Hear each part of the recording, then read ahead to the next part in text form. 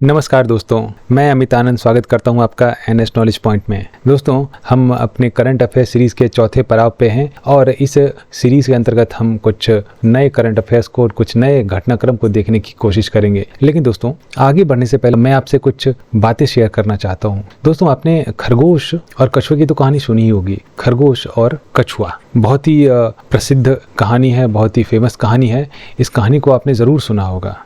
मैं एक बार फिर आपके सामने इस कहानी को दोहराना चाहता हूँ। खरगोश और कछुए के बीच एक रेस लगी जिसमें तय किया गया कि कौन सबसे पहले लक्ष्य तक पहुंचेगा। खरगोश अपनी चाल में, अपनी वेग को लेकर काफी गुमान और घमंड पे था। वहीं कछुए को डर लग रहा था कि क्या वह खरगोश से पहले पहुंच पाएगा। रेस स्टार्ट होती है। खरगोश अपनी तेज चाल के कारण काफी आगे पहुंच जाता है, लेकिन आगे जाने के बाद उसे आलस आ जाता है और वह आराम करने लगता है। वहीं कछुआ कंटिन्यूअस, निरंतर एक समान चाल से चलते रहता है और परिणाम क्या होता है दोस्तों? अंत में कछुआ लक्ष्य तक पहले पहुंच जाता है और खरगोश को यह देखकर काफी पछतावा होता है। तो दोस्तों, मैं इस कहानी को आपके सामने इसलिए शेयर कर रहा हूँ कि दोस्तों, कछुए की चाल से ही सही, लेकिन आपको कॉन्टिन्यूअस, लगातार परिश्रम करना है, लगातार मेहनत करना है। और ये जो सीरीज, करंट अफेयर्स की सीरीज मैं आपके सामने रख रहा हूँ, ये काफ़ी छोटे छोटे पार्ट्स में डिवाइड है। 10-10, 15-15 मिनट का सीरीज है जिसको कि आप कभी भी, कहीं भी काफ़ी ईजी वे में देख सकते हैं और इसका अध्ययन कर सकते हैं, इसका नोट्स तैयार कर सकते हैं। और दोस्तों, जब ये करंट अफेयर्स की सीरीज कंप्लीट होगी, उस समय आप ऐसी स्थिति में आ जाएंगे कि जितने भी करंट अफेयर्स के सवाल हैं वो काफ़ी इजी वे में आप हैंडल कर सकेंगे। इसीलिए दोस्तों, आपको कॉन्टिन्यूअस इस सीरीज की सारी वीडियोस को देखना है और उसका नोट्स तैयार करना है। और हाँ, सबसे महत्वपूर्ण बात कि आपको कॉन्टिन्यूअस, लगातार परिश्रम करना है, लगातार पढ़ाई करनी है, लगातार मेहनत करनी है। ऐसा नहीं कि आप 4 दिन कॉन्टिन्यूअस पढ़े, दिन रात पढ़े और बाकी 10 दिन आराम में लग गए, खरगोश की तरह। अगर ऐसा करेंगे, अगर आप में निरंतरता नहीं रहेगी, अगर आप में कॉन्टिन्यूटी नहीं रहेगी, तो लक्ष्य तक पहुंचने में आपको काफ़ी कठिनाइयों का सामना करना पड़ सकता है। तो दोस्तों, इसी के साथ और अपने करंट अफेयर सीरीज को आगे बढ़ाते हुए कुछ महत्वपूर्ण घटनाक्रम को देखने की कोशिश करते हैं। QS रैंकिंग, ये एजुकेशनल इंस्टीट्यूट को दिया जाता है। तो दोस्तों, ये जो QS रैंकिंग है 2023, इसमें संपूर्ण विश्व में सबसे जो पहला स्थान आया है वो आया है MIT USA, यानी जो मैसाचुसेट्स इंस्टीट्यूट ऑफ टेक्नोलॉजी है अमेरिका की, इसे सबसे पहला स्थान प्राप्त हुआ है। फिर कैम्ब्रिज विश्वविद्यालय और फिर स्टैनफोर्ड विश्वविद्यालय, यानी MIT, कैम्ब्रिज और स्टैनफोर्ड। संपूर्ण विश्व में सबसे पहला MIT, फिर कैम्ब्रिज और फिर स्टैनफोर्ड। भारत के 41 संस्थान को यहाँ पर शामिल किया गया है, जिसमें कुछ संस्थान के नाम है IISc Bangalore, IIT Bombay, Delhi, Madras, IIT Kharagpur और IIT कानपुर। दोस्तों, जो IISc बेंगलोर है, IISc बेंगलोर को भी इस QS रैंकिंग में सबसे टॉप का स्थान प्राप्त हुआ है। फिर IIT बॉम्बे, दिल्ली, मद्रास, खड़गपुर और कानपुर को स्थान प्राप्त हुआ है। और भारत के कितने संस्थान शामिल हैं? तो 41 संस्थान QS रैंकिंग में शामिल हैं। अगर प्राइवेट इंस्टीट्यूशन की बात करें, तो OP जिंदल ग्लोबल यूनिवर्सिटी, इसको स्थान प्राप्त हुआ है। मणिपाल एकेडमी, बिट्स पिलानी और अमिटी यूनिवर्सिटी, ये प्राइवेट इंस्टीट्यूशन में भी रैंकिंग प्राप्त हुई है। फिर आता है दोस्तों इंडिया रैंकिंग, ये नेशनल इंस्टीट्यूट रैंकिंग फ्रेमवर्क। इसके तहत एक इंडिया रैंकिंग 2022 जारी हुई, जिसमें overall best institution IIT Madras को दिया गया। लगातार चौथी बार इंडिया रैंकिंग में IIT मद्रास को सबसे टॉप पर रखा गया, सबसे टॉप का दर्जा दिया गया। फिर IISc बेंगलोर को रखा गया। उसके बाद से IIT बॉम्बे को, फिर IIT दिल्ली को और फिर IIT कानपुर को। टॉप पे मद्रास और फिर IISc और फिर IIT बॉम्बे, दिल्ली और कानपुर। बेस्ट यूनिवर्सिटी का दर्जा IISc बेंगलोर को, फिर JNU और फिर जामिया मिलिया यूनिवर्सिटी, ये रैंकिंग दिया गया। बेस्ट मैनेजमेंट की बात अगर करें तो IMA, यानी Indian institute of management Ahmedabad, फिर बेंगलोर। बेस्ट कॉलेज की बात करें तो बेस्ट कॉलेज में मिरांडा कॉलेज दिल्ली का जो है उसे सबसे टॉप पर रखा गया। और फिर हिंदू कॉलेज, दोनों दिल्ली यूनिवर्सिटी के अंतर्गत आते हैं, इसे बेस्ट कॉलेज का दर्जा दिया गया। बेस्ट मेडिकल इंस्टीट्यूशन में एम्स को और फिर पीजीआई चंडीगढ़ को। अगर लॉ इंस्टीट्यूशन की बात करें तो नेशनल लॉ स्कूल बेंगलोर सबसे टॉप पे रहा। और फिर बेस्ट इंजीनियरिंग कॉलेज की बात करें तो पुनः IIT Madras overall best institution में और इंजीनियरिंग कॉलेज में भी आईआईटी मद्रास को टॉप पर रखा गया। बेस्ट रिसर्च इंस्टीट्यूट की बात करें तो आईआईसी बेंगलोर पुनः टॉप पे है। और फिर फार्मेसी कॉलेज में जामिया हमदर्द। तो दोस्तों, इंडिया रैंकिंग 2022 के इस सारे संस्थान को आप ध्यान में रखेंगे कि कौन सा कॉलेज टॉप पे है, मैनेजमेंट के क्षेत्र में कौन सा कॉलेज टॉप पे है, मेडिकल के क्षेत्र में कौन सा कॉलेज टॉप पे है, और ओवरऑल जो कॉलेज है उसमें किस संस्थान को सबसे टॉप की रैंकिंग दी गई है। तो ओवरऑल आईआईटी मद्रास है, फिर आईआईसी बेंगलोर है। रिसर्च इंस्टीट्यूट में भी आईआईसी बेंगलोर का स्थान दिया गया है। अब दोस्तों, एक बहुत ही महत्वपूर्ण योजना जो 14 जून 2022 को इसकी घोषणा की गई सरकार के द्वारा, हमारे वर्तमान सरकार के द्वारा, वो है अग्निपथ योजना। बहुत इम्पोर्टेंट है अग्निपथ योजना। दोस्तों, ये बेसिकली डिफेंस क्षेत्र में जो हमारे नौ युवक हैं उसको एम्प्लॉय करने के लिए, उसको भर्ती करने के लिए शुरू की गई एक योजना है। यहाँ पर 46,000 सैनिकों की भर्ती होगी। 46,000 सैनिकों की भर्ती होगी जिसे अग्निवीर नाम दिया जाएगा। आप सभी लोग इस अग्निपथ योजना से संबंधित न्यूज़ से काफ़ी भली भांति परिचित होंगे। इसको लेके कई प्रोटेस्ट भी हुए। अंततः जो ये योजना है, इस योजना के तहत वैकेंसी भी आनी शुरू हो गई है। तो ये 46,000 सैनिकों की भर्ती की योजना अग्निपथ स्कीम के तहत शुरू की गई। अग्निवीर जो सैनिक भर्ती होंगे उसे अग्निवीर का नाम दिया जाएगा। और 4 वर्ष की इनकी सेवा रहेगी। 4 वर्ष की सेवा रहेगी जिसमें 6 माह का ट्रेनिंग रहेगा और 3.5 साल का इनका कार्यकाल रहेगा।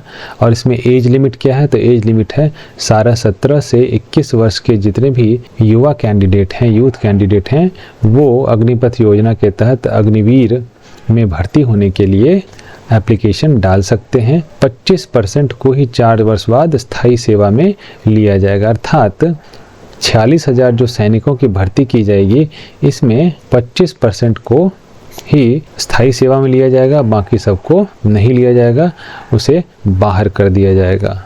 इसमें पेंशन और ग्रेच्युटी का प्रावधान, जो सामान्य सेवा में, जो रेगुलर सर्विस में पेंशन और ग्रेच्युटी का जो प्रावधान है, वो इस 4 वर्ष की सेवा में इसका प्रावधान नहीं है। लेकिन प्रोविडेंट फंड और एम्प्लॉय प्रोविडेंट फंड, इसकी सुविधा जो अग्निवीर हैं वो ले सकते हैं। तो ये इन्फॉर्मेशन थी अग्निपथ योजना की दोस्तों, इम्पॉर्टेंट है, इसको ध्यान में रखेंगे। फिर आता है दोस्तों सिंगल यूज़ प्लास्टिक।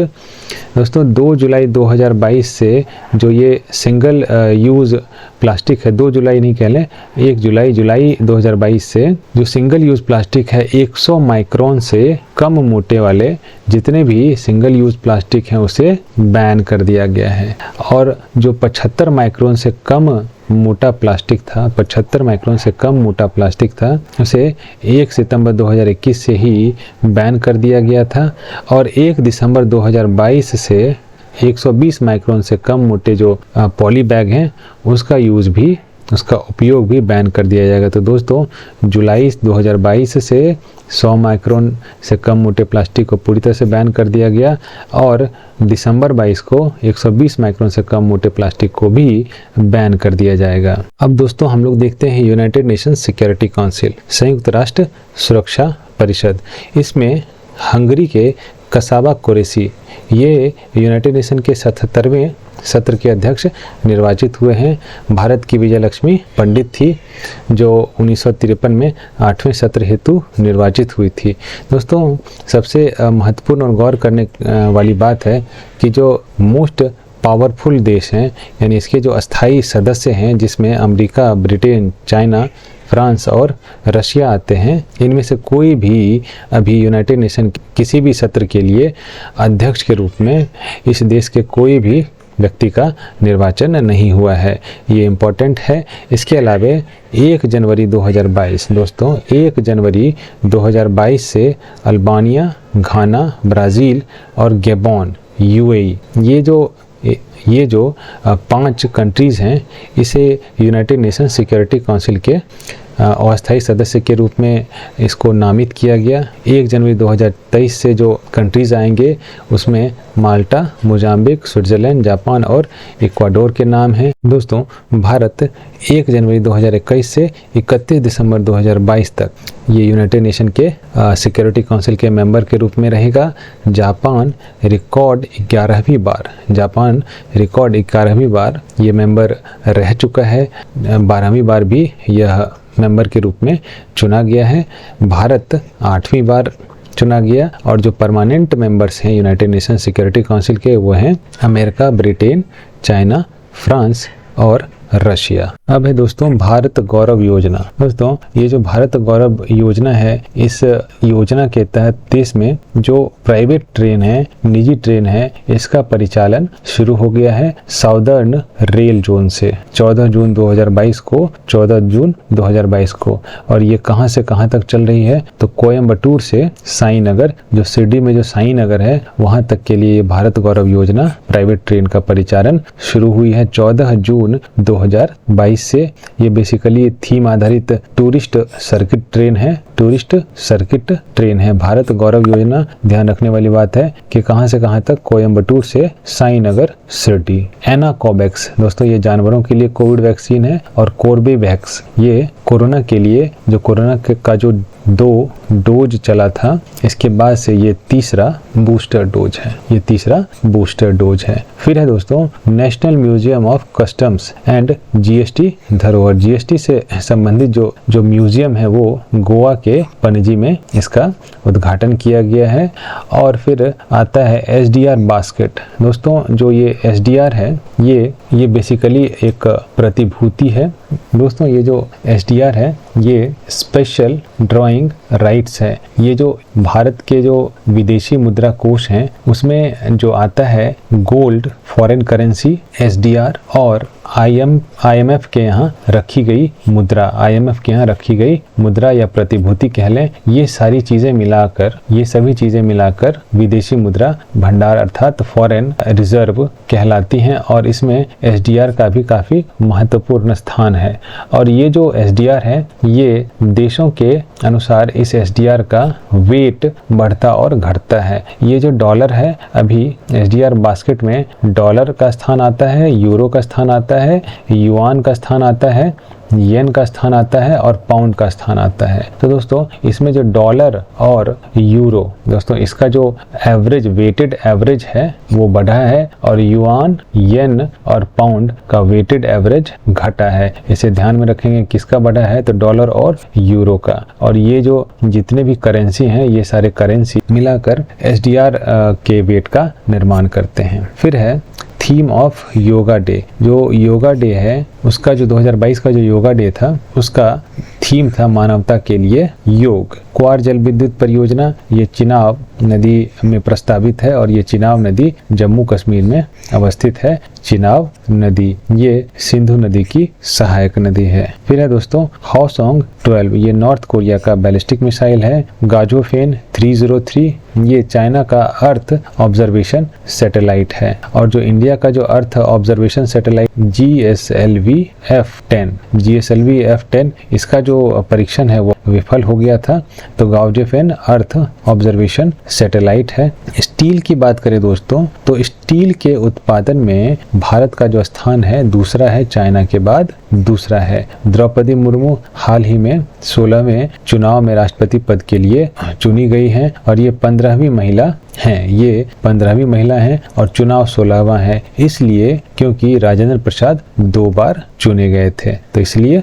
और फिर ये भारत की दूसरी महिला हैं और पहली जो महिला हैं वो हैं प्रतिभा देवी पाटिल। ये दूसरी महिला हैं जो भारत के राष्ट्रपति के रूप में निर्वाचित हुई। राज्यसभा के 4 नए सदस्य, राज्यसभा के जो 4 नए सदस्य हैं उसका अभी नॉमिनेशन हुआ, जिसमें पीटी ऊषा इनका नाम आया, इलैया राजा का नाम आया, विजयेंद्र गारू का नाम आया, धर्मगुरु वीरेंद्र हेगड़े का नाम आया। अब दोस्तों 17 जुलाई 2022 को कोविड खुराक के मामले में भारत ने 200 करोड़ का आंकड़ा पार किया। अब दोस्तों ISS इंटरनेशनल स्पेस स्टेशन, दोस्तों जो ये इंटरनेशनल स्पेस स्टेशन है ये लो अर्थ ऑर्बिट में इस स्टेशन का निर्माण किया गया था 1988 में, और इस स्पेस स्टेशन के निर्माण के क्रम में इस प्रोजेक्ट में जो मुख्य भागीदार थे वे थे नासा, रोस्कोमोस रशिया का, जापान का JAXA